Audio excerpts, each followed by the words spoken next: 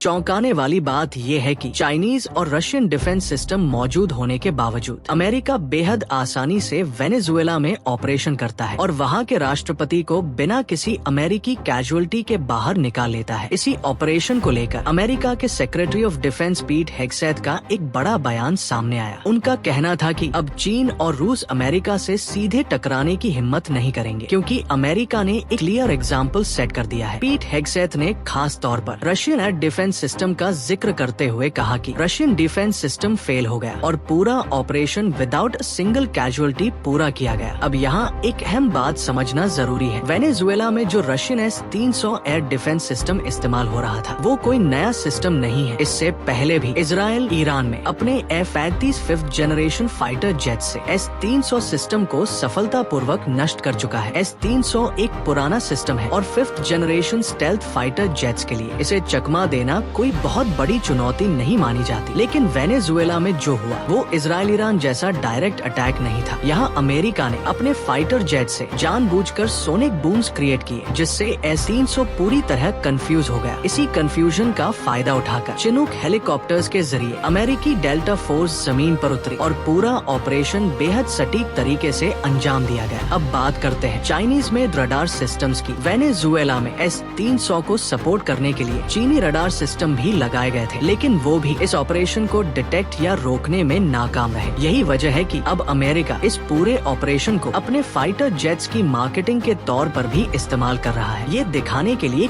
USA made fighter jets कितने advanced और effective है। लेकिन असली परीक्षा अभी बाकी है। असल टकराव तब होगा जब अमेरिकी फाइटर जेट्स का सामना S-400 या S-500 जैसे एडवांस्ड एयर डिफेंस सिस्टम से होगा। ऐसा टकराव संभव है अगर भविष्य में चीन और ताइवान के बीच या फिर जापान के कुरिल आइलैंड्स को लेकर कोई बड़ा संघर्ष होता है। तभी पहली बार चाइनीज और रशियन एयर डिफेंस सिस्टम और अमेरिकन फाइटर जेट्स की असल ताकत दुनिया के सामने खुलेगी।